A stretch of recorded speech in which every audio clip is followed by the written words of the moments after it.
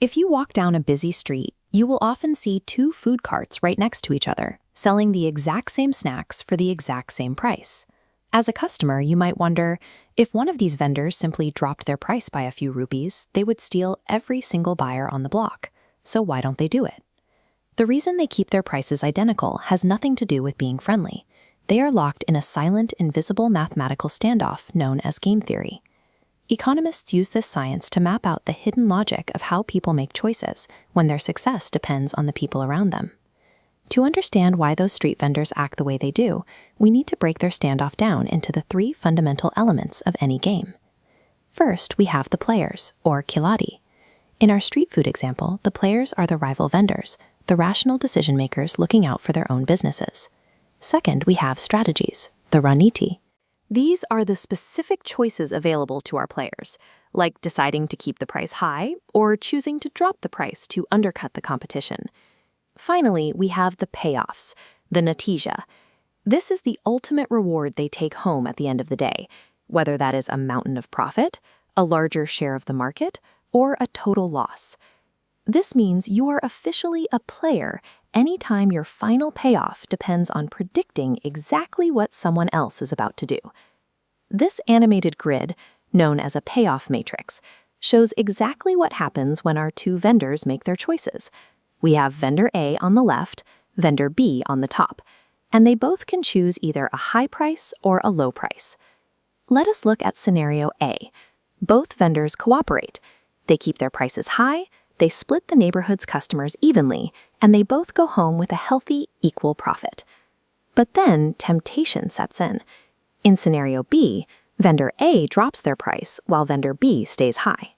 Vendor A instantly steals the entire market, making a huge profit, while vendor B makes absolutely nothing. The reverse is also true in scenario C.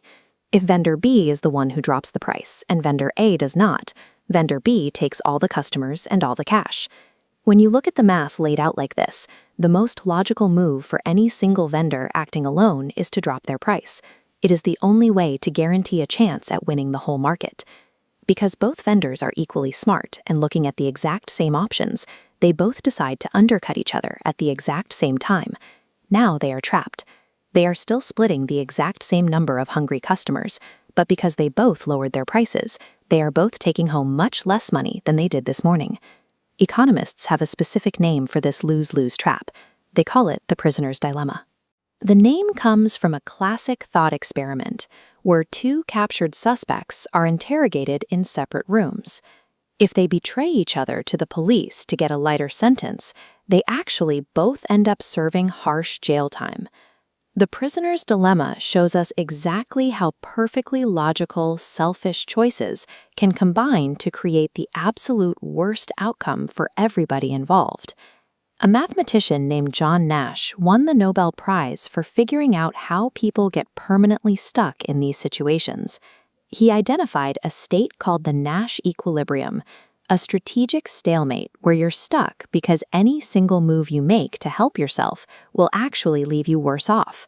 Our street vendors have landed in a Nash equilibrium.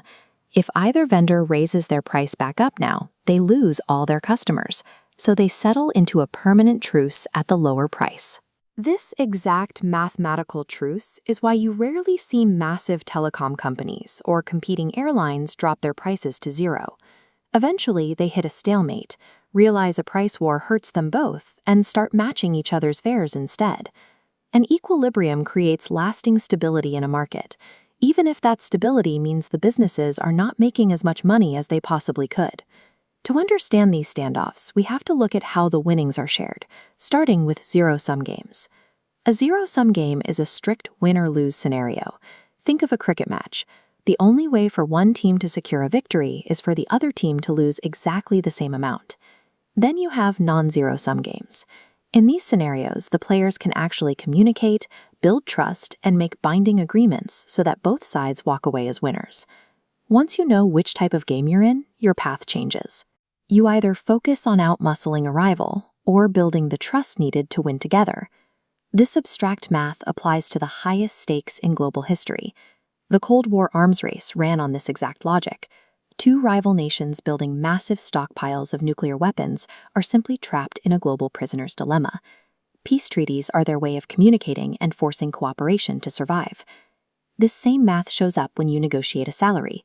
You're the player, your strategies are the numbers you offer, and the payoff, your paycheck, depends entirely on the strategy your boss chooses in response. Life is rarely a single-player experience, so take a look at the negotiations and choices in front of you. What game are you currently playing, and are you stuck in a Nash equilibrium? Let us know in the comments and hit subscribe.